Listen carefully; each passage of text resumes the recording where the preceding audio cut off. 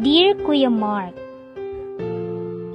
itago lang ko sa ngalan nga Kayla. 20 anyos ang pangidaron, lumad nga taga Pardo Kinasangan, Cebu. Kining akong problema is nakoy uyab. 7 years na mi. Sweet kay siya sa akoa. Caring and loving pa jud. Okay na pud iyang parents, same pud sa ako ang side. Nagpadala ko aning sulata kay I know ikaw ray makatambag nako. Tungod kay hilig ka og hugots ug silent fan pud ko ninyong jury. Karon lang June 14 should be our 8th anniversary. Excited ko sa surprise sa akong uyab.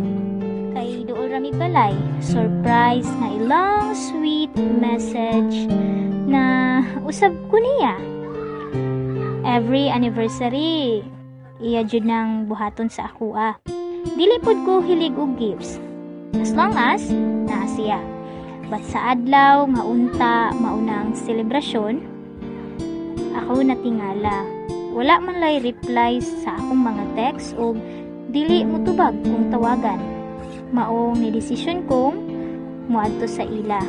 Of course, nagmask ko. Ug sa pagdunggo nako sa ila, nakita nako iyang mga barkada nga hubog. Naghigda sa maong sala. Samtang nangita ko niya, midiretso ko siyang kwarto. Wala nako napugngan akong mga mata.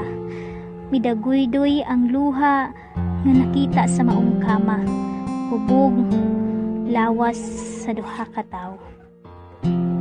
Akong uyab og ex niya sa una. Wala na lang nako sila sa muka.